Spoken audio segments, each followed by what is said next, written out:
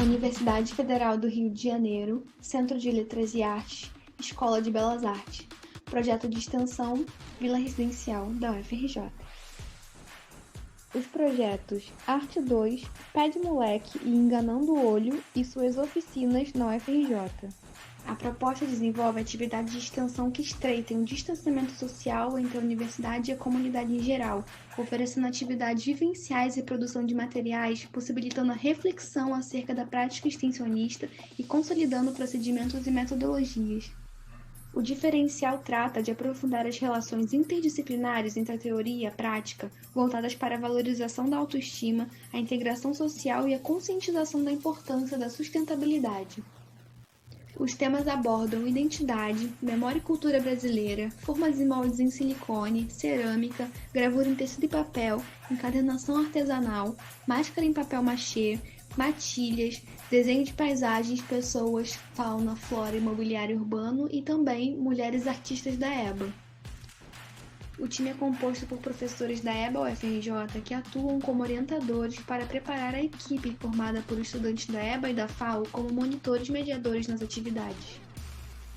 As oficinas desenvolvem a produção de materiais aplicando métodos gerativos e construtivos da imagem e buscam agregar valores culturais locais de memória, identidade visual autoral e sustentabilidade.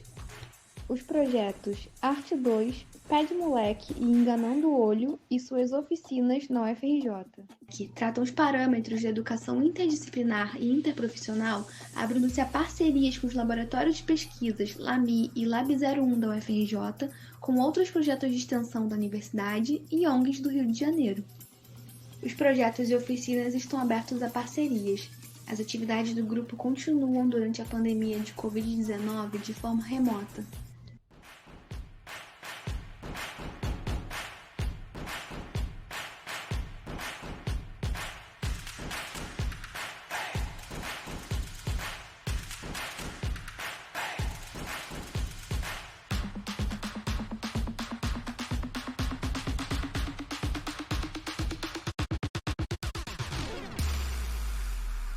Bom dia, meu nome é Melissa Anselmo. Eu sou Sara Zacarias. Fiz a entrevista com Viviane Viana, que é doutoranda no Proped UERJ, mestre em Artes Visuais, História e Crítica da Arte pelo PPGAB UFRJ, professora do Departamento de Artes Visuais no Colégio Pedro II e supervisora no Programa Institucional de Bolsas de Iniciação à Docência PIBID UFRJ. A nossa entrevista ela é uma das etapas de desenvolvimento da oficina Mulheres Artistas da EBA, elaborada pelos projetos de extensão Arte 2, Pé de Moleque e Enganando o Olho. E estamos aqui com a Viviane, que possui pesquisas relacionadas às artes de mulheres, arte e feminismo, questões de gênero, formação e prática docente em artes. Antes de tudo, muito obrigada, Viviane, pela sua disponibilidade e presença aqui com a gente. E agora vamos passar a palavra para você, para que você se apresente.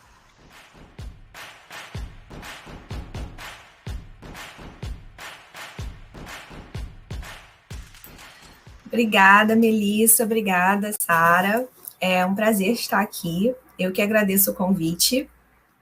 Eu acho que é um tema que eu amo falar sobre, né? Eu amo pesquisar sobre. Eu acho muito importante a gente divulgar, né? E conversar cada vez mais sobre as mulheres artistas, sobretudo no contexto do século XIX, da academia, né? E agora a Escola de Belas Artes. Então, obrigada pelo convite. Como vocês já falaram, né? Eu sou professora de artes visuais. Atualmente estou desenvolvendo uma pesquisa recente, né? No Proped, no doutorado em educação, para continuar desenvolvendo um pouco esse tema, mas com suas conexões com a arte-educação, de fato. Né, com a docência, principalmente da docência de professoras mulheres também. Então, tô ansiosa para o nosso papo, acho que vai ser bem legal.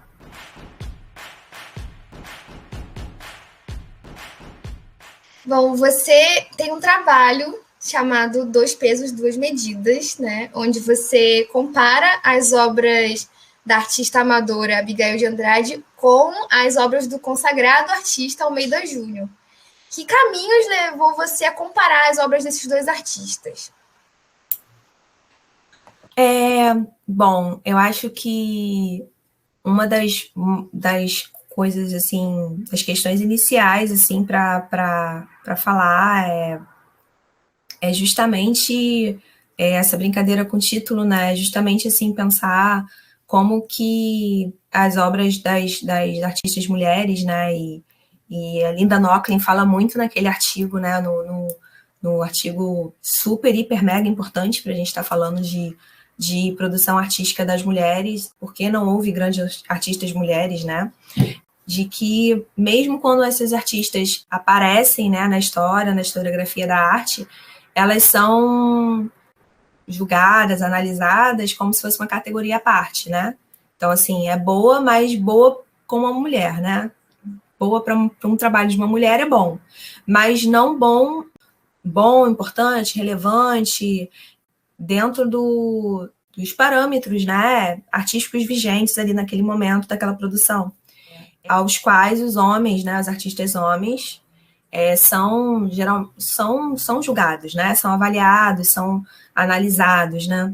Então, o desejo de juntar, né, comparar, além de ser uma das abordagens metodológicas da pesquisa em história da arte, né, de você fazer essa análise comparada de artistas, né, eles são contemporâneos, e a intenção é justamente essa, assim, analisar o objeto, né, artístico, analisar as obras, no caso, uma das obras, né, comparando com nos aspectos mesmos formais, de composição, de temática, que são categorias próprias da arte, né, para além de ter sido uma mulher ou não que pintou, né, e aí, assim, talvez a gente se aproximar de um olhar mais justo para a produção da Abigail de Andrade, mas não se esquecendo do fato que ainda assim não há equidade, porque as mulheres no momento não podiam, né, se matricular no ensino formal, no ensino oficial, artístico. Então, ainda assim, não é equânime, né? Mas essa tentativa de aproximar e olhar para o objeto artístico de fato, né? E olhar o seu valor, a sua relevância ali dentro daquele contexto. É muito interessante que no seu trabalho você não entra em detalhes sobre a vida pessoal da Abigail, né? Quando eu fui pesquisar sobre ela, isso estava sempre em evidência, e os acontecimentos da vida pessoal das mulheres têm sempre mais relevância do que o seu trabalho, né? Qual a sua opinião sobre isso, e você acha que isso ainda acontece hoje? Eu acho que certamente acontece, assim, eu acho que talvez por conta de toda a construção, a luta, né, o caminho que tem se traçado desde as sufragistas até hoje, acho que em menor medida, mas ainda assim, né, a gente vai lembrar de Rodin e Camille Claudel, a gente vai lembrar de Frida Kahlo, né, e como que essas relações principalmente com os homens, né, vão ser às vezes o foco da pesquisa histórica, né, e não focar propriamente numa historiografia da arte, né, da produção uma história da arte, né, da produção dessas mulheres, né. E o caso da Abigail, tanto da Julieta e tanto da Georgina, né, que eu acho que é importante também mencionar, porque ela não entrou na dissertação, porque era muito corrido, né, o tempo, o mestrado são só 2 anos, mas a intenção, até a qualificação, ela estava no trabalho, que foi a primeira mulher, né, diretora da Escola Nacional de Belas Artes, ainda ali na primeira década das primeiras décadas do século XX, né? Então é importante mencionar também, e ela sendo sempre relacionada ao Lucílio, né, o Cid de Albuquerque também. Então essa mulher como sombra, né, como sombra desses grandes homens, a sombra dos escândalos morais, né, moralistas da época, vão estar sempre presentes, né, choca, né, entristece muito, assim, ainda serem os fatos, né, as questões que a gente mais conhece sobre elas. para além das suas produções, das críticas, né, e não da sua produção, da sua relevância, né. A Abigail vai ter, né, uma história super, super conturbada ali com a Gilda Agostini, mas foi uma escolha, assim, eu acho que foi uma escolha também dentro daquele momento em que eu estava escrevendo a dissertação, que é importante citar, já tem quase 10 anos, né? Eu defendi em 2013, então, assim, já tem aí 9 anos, né? 8 anos. Então, tem um tempo, né? É importante, assim, esses 8 anos muita coisa aconteceu, e eu fico muito feliz que muita coisa aconteceu, muitos textos passaram a circular, muitas pesquisas mais foram feitas, né? E acho que contribui um pouco para a gente conhecer um pouco mais sobre essas artistas, para além dessas questões, né? Mas naquele momento era o que mais se falava, né? Assim, mais se conhecia sobre isso, sobre a Abigail, né? Mas foi uma escolha de durante não ignorar que essas coisas acontecem, né? O contexto do artista, o contexto social, o contexto ali vai, claro, né, fazer uma super, super diferença, vai influenciar também, né, na sua produção, na circulação das obras, né, na circulação do artista ali naquela sociedade, naquele momento. Mas foi uma escolha de focar mais na produção e mais também numa espécie de... Eu uso uma expressão que é essa arqueologia das ausências, né? De procurar as obras, de procurar os arquivos, porque isso tudo é muito difícil quando você pesquisa mulheres, né? Principalmente nesse momento ainda do entre séculos ali, né? Final do século XIX, durante o século XIX, início do século XX, ainda é muito difícil, né? Você conseguir documento mesmo, documental para fazer a pesquisa. Então, a minha intenção com o texto era mais de focar na produção mesmo da Abigail, deixar um pouco o que circulava nos folhetins, nos jornais e nas colunas, né, de fofoca da época, assim, um pouco de lado. Focar mais no caderno de crítica artística. Nas nossas pesquisas a gente percebeu, né, esse grande desconhecimento sobre as artistas brasileiras do século XIX. E mesmo pelos estudiosos dos 800 há esse desconhecimento, né? E aí uma questão que apareceu para a gente durante a pesquisa, qual é a relevância de estar pesquisando isso agora, né? Essa é a pergunta que a gente faz para você. Qual é a relevância de tomarmos conhecimento dessas mulheres agora que já passaram 2 séculos? E quais são os efeitos do apagamento na história da arte dessas mulheres? Eu acho que continua, sim, sendo relevante, mesmo a gente... mesmo se passando 2 séculos, porque, principalmente assim, frente ao momento político e social que a gente está vivendo, eu acho que, para nós, né, que somos mulheres, que estão na EBA ou passaram pela EBA, e estão envolvidas com o mundo da arte e com a docência, isso acaba sendo uma questão política também, né, da gente não tomar como garantido os direitos. Acho que entender toda a luta, todo o caminho também que foi percorrido, que essas mulheres percorreram, valorizar, né, a produção delas e eu acho que um tipo de reparação histórica também, porque por outros motivos que acho que não cabe eu falar aqui, mas a história e a história da arte, né, ela vai sendo escrita, né, ela vai sendo escrita. As escolhas que você, né, do que colocar nessa história da arte, então, né, importam.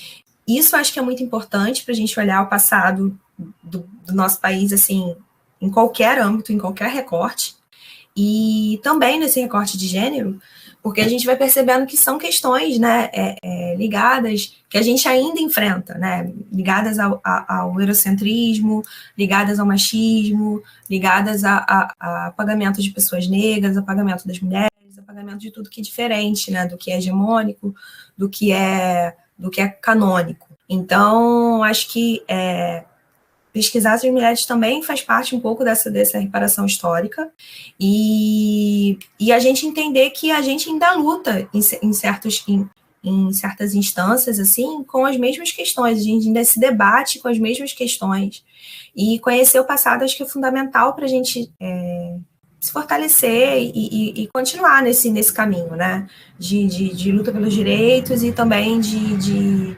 poder fazer escolhas hoje na nossa prática docente, na nossa atuação na pesquisa, na nossa própria formação, na nossa própria atuação profissional, mas cientes dessa história e poder agir de forma de mudar um pouco esses paradigmas, né? Nós somos mulheres, estamos lidando com alunos e alunas e alunos, né?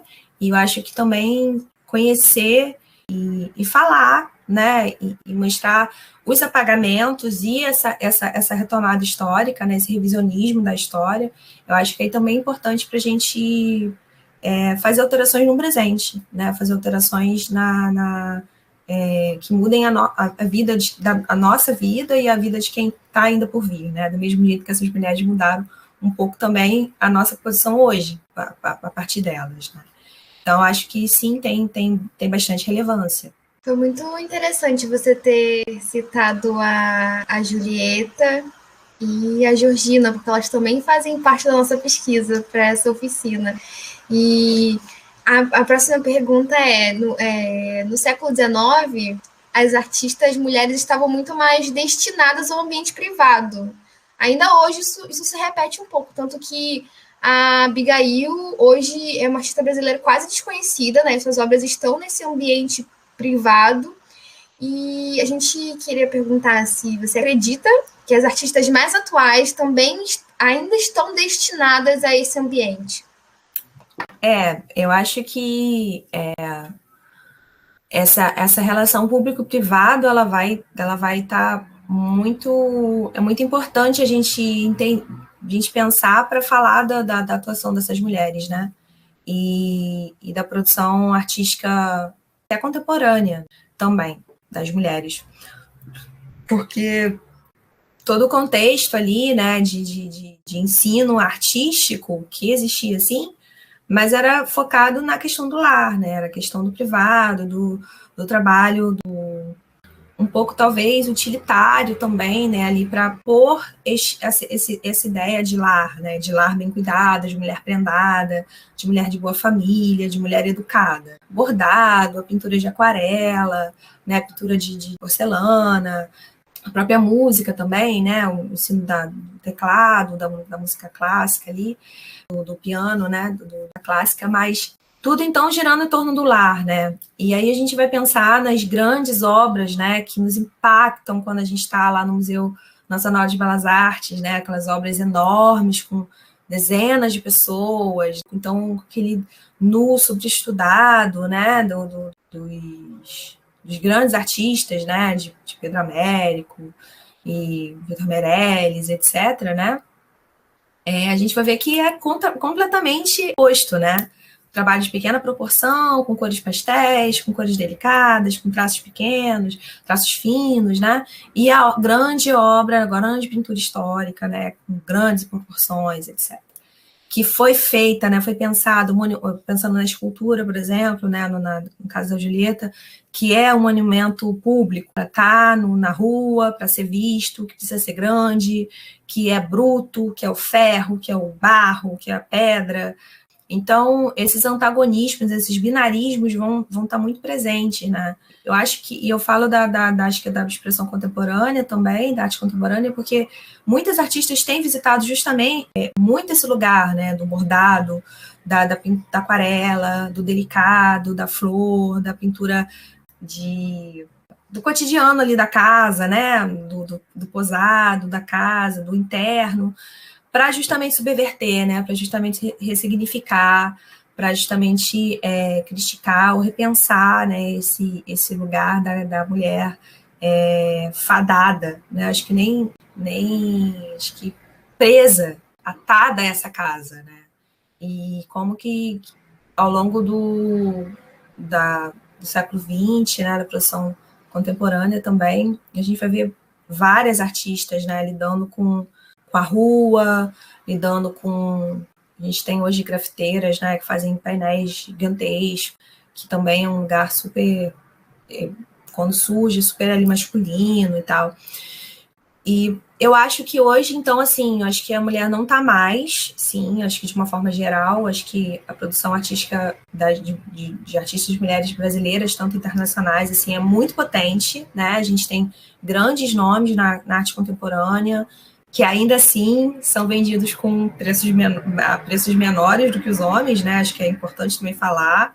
Essa igualdade aí toda não chegou só porque a gente conhece Beatriz Milhazes, Adriana Varejão e etc., e Rosana Paulino e Sônia Gomes, mas olha só, quantos nomes a gente consegue nomear, quantos nomes a gente consegue vir à cabeça na arte contemporânea. Eu acho que isso é um grande feito, mas eu acho que sim, eu acho que ainda esse binarismo do público-privado, esse binarismo do interno, do delicado e da força e da potência, né, e do masculino, feminino, enfim, todos esses conceitos aí bem, que a gente imagina bem separadinhos, né, bem antagônicos, eu acho que eles ainda estão muito presentes em obras como dos azulejos, da Adriana Varejão, dos bordados e dos tecidos da Sônia Gomes. Eu acho que ainda, né, nos patuais da Rosana Paulino, eu acho que ainda pulsa, assim, eu acho que é uma das questões que a gente ainda se debate,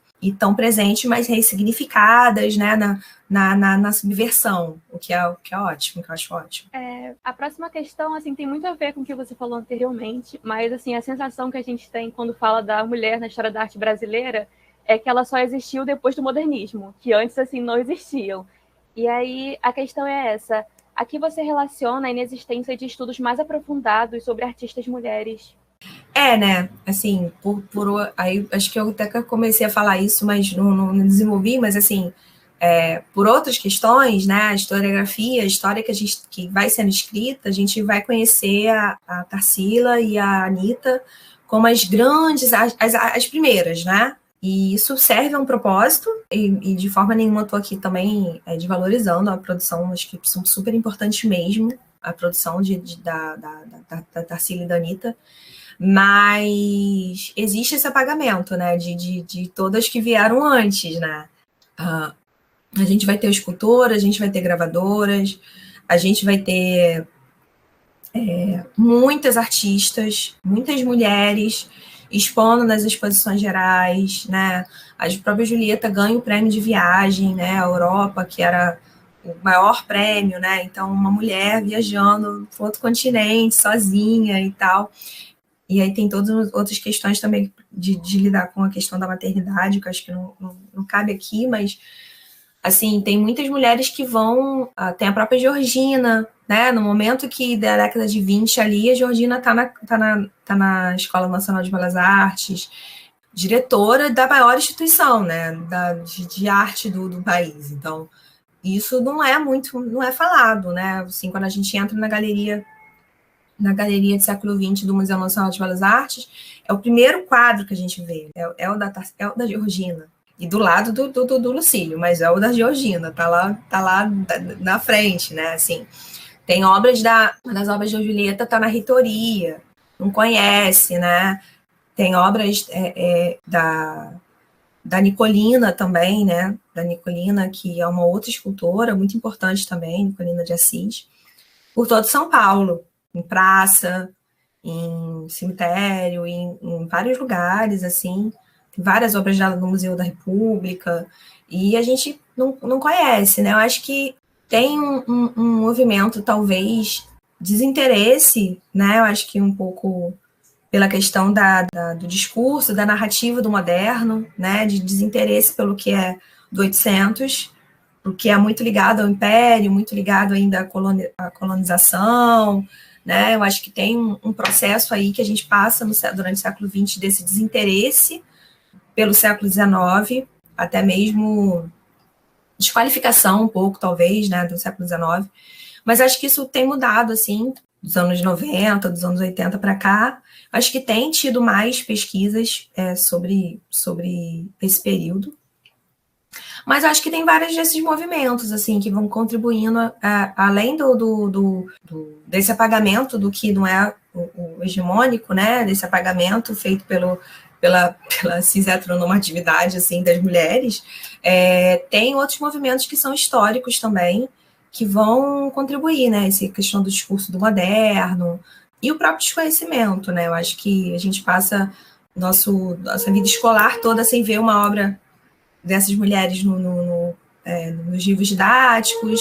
Tem a questão das coleções também, né? Isso influencia muito, por exemplo, no caso da produção da Julieta e na produção da Abigail, elas produziram por pouco tempo, produziram muito, mas por pouco tempo, e muitas das obras de Abigail, por exemplo, estão em coleções particulares, o que dificulta também a gente ter acesso. Então, essa relação público-privado continua também existindo em outra instância, que quando você faz parte de um acervo público, você tem mais acesso, né? Você tem mais até acesso de pesquisa propriamente também. Mas o Estado compra o que ele acha relevante naquele momento, né? Então, assim, também foram feitas escolhas naquele momento de não comprar obras de mulheres, né?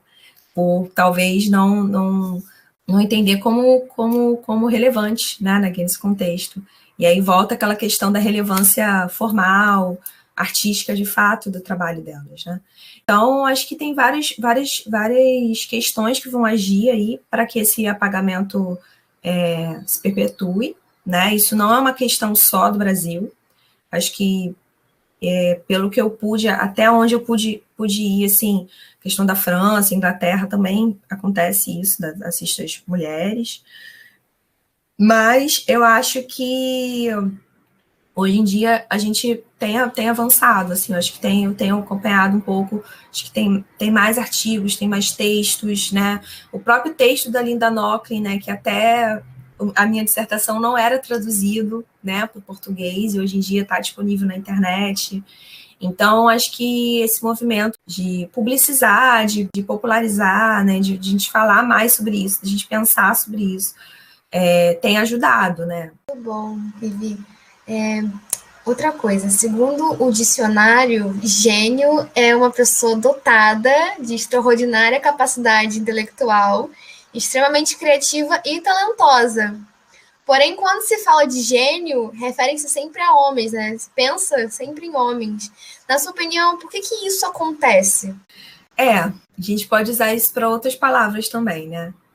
A gente pode usar para artista, a gente pode usar para mestre, e a gente pode usar para outras palavras também. Eu acho que isso faz parte dessa própria concepção, né, dessa matriz que só admite como o homem universal.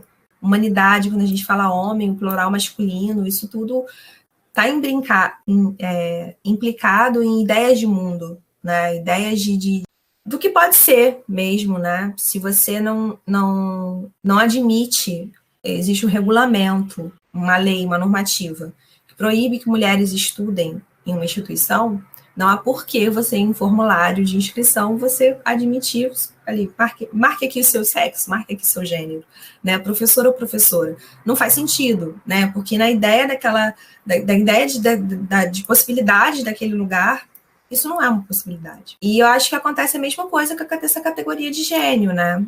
Isso vai ser corroborado, eu acho, um pouco mesmo pela própria historiografia, e a Linda Nochlin vai falar sobre isso, assim, muito bem, né, assim, nesse artigo, toda a análise que ela vai fazendo de como que essa ideia de gênio não cabia realmente, né, a produção das mulheres, né, e mesmo mulheres que produziram muito, que venceram muitas barreiras, né, que têm obras que têm um valor artístico inegável, né, como se, mesmo assim, com toda a produção, com toda a sua trajetória, elas não conseguissem chegar a essa categoria, né. Isso faz parte também de um pouco dessa mitologia do gênio, né, de entender esse homem privilegiado que pôde estudar desde sempre, teve as oportunidades, etc.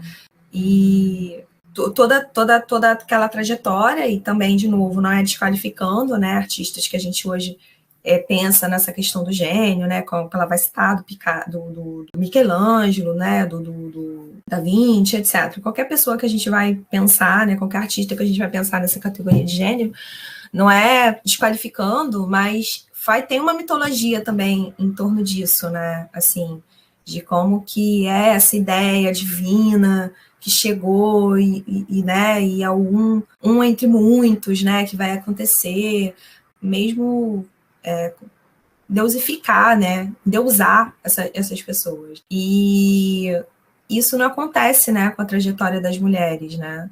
A gente vai ter, no âmbito internacional, a Linda vai apontando isso, artistas no Renascimento, artistas em outros momentos, né, do Barroco, que também a gente não conhece, né, que também é muito recente a gente começar a falar de Artemisia Gentileschi, né, e outras artistas, até mesmo no impressionismo, né, é muito recente a gente falando dessas artistas, Rose Bonheur e tal, mas ainda assim que a produção delas seja espetacular, incrível, né, e quebrem super barreiras, paradigmas e tal, a gente não vai conseguir encaixá-la nessa mitologia criada em cima do homem gênio, né? E até mesmo quando a gente vai buscar palavras no dicionário, né? É isso, né? Assim, a palavra ela comunica ideias, comunica conceitos, né? Comunica o entendimento de mundo, né?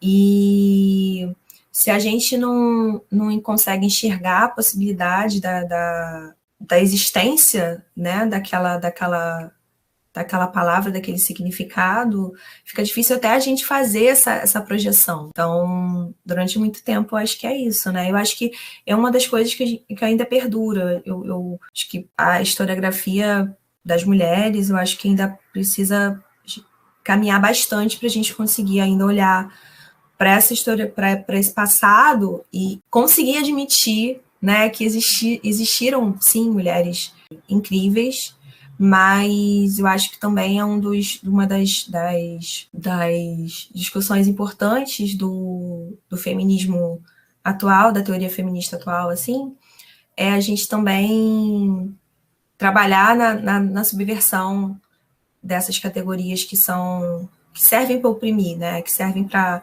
inferiorizar, né, que se existe um gênio, existe todo um resto que não serve. Que a intenção não é a gente dizer, não, existiram mulheres gênias também, né, nós somos também gêmeas, não, é a gente repensar a própria categoria em si, né, a própria mitologia que é criada em cima de um pensamento que tem matriz numa opressão sexista, né. Você falou durante a entrevista assim, de várias artistas e ótimas recomendações. Agora eu queria que você fizesse recomendações assim, diretas. Para você, quais são as grandes artistas neste momento, assim, que valem a pena conhecer, pesquisar a história delas e as obras? Desse momento, contemporâneas? Sim.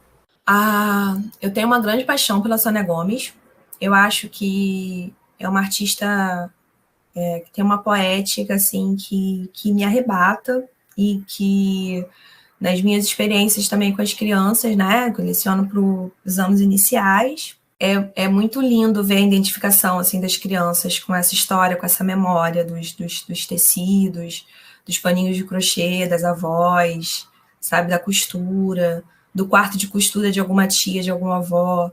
Eu acho que é muito, muito potente o trabalho da Sônia Gomes. Então, é uma das artistas assim, que eu mais curto acompanhar nesse momento. Eu acho que a Rosana Paulino também é uma artista incrível, tem um trabalho também muito, muito potente. Deixa eu pensar. E tem a Elis de Bernardini também, que é uma artista trans, na verdade não binária, que eu acho incrível a produção dela, né? Também tenho gostado muito de acompanhar. Tem uma série que é A Imperatriz Está Entre Nós, que eu acho muito potente.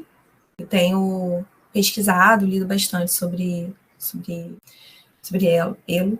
E tem também a Roberta Barros, que além de artista, é pesquisadora. Acho que tem um papel muito importante, assim, tanto na historiografia, né, de repensar essa história, esses discursos criados em cima da arte feminista, tanto internacional e tanto no Brasil, no contexto de 60, 70, 80, né, da arte contemporânea, e tanto de produção também, de produção bem reflexiva, crítica em relação a uma questão da maternidade, desse papel da mulher que ainda perdura, né? Então, acho que sim, acho que vem na minha cabeça são essas minhas queridas no momento. Muito obrigada, Vivi. A gente chegou agora no final da nossa entrevista e a gente queria te agradecer por ter aceito nosso convite, né? A gente está muito feliz com essa oportunidade de conversa. Foi muito enriquecedor e muito obrigada mesmo, assim, foi muito bom. Sim, obrigada. Vai ajudar bastante na nossa oficina. Com certeza. Gente, fico feliz. Eu adoro falar sobre essas... sobre a arte das mulheres, assim. A Julieta e a Abigail, assim, me abriram um mundo, ainda na graduação, da iniciação científica, que para mim era totalmente desconhecido. Eu realmente achava que não tinham existido, porque eu fui ensinada assim, foi me mostrado isso, que a partir de Tarsila, aí sim, talvez, algumas, mas não, então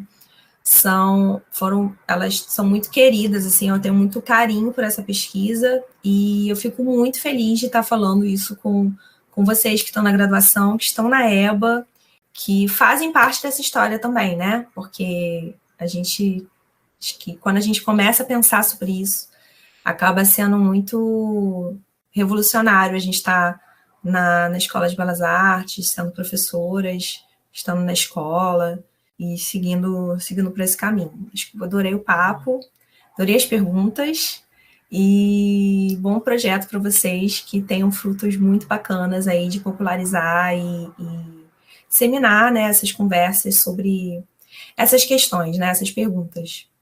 Existiram, não existiram, onde estão, quem são, por que não conhecemos, né? E como a partir disso a gente pode também mudar um pouco, né? Hoje, né? Mudar hoje um pouquinho. Não te ouço, Melissa. Também não, Mel. Não. Não. Você Vou tá deixar também o convite para quando a oficina acontecer, você compareça. Tá me ouvindo agora? Agora sim. Não? Tudo bem. Então tá me ouvindo agora? Então, eu vou deixar aberto o convite para você comparecer na nossa oficina quando ela acontecer. A gente manda nada, tudo certinho. Com certeza, vai ser um prazer. Quero sim. Acho que é isso, né? Encerramos.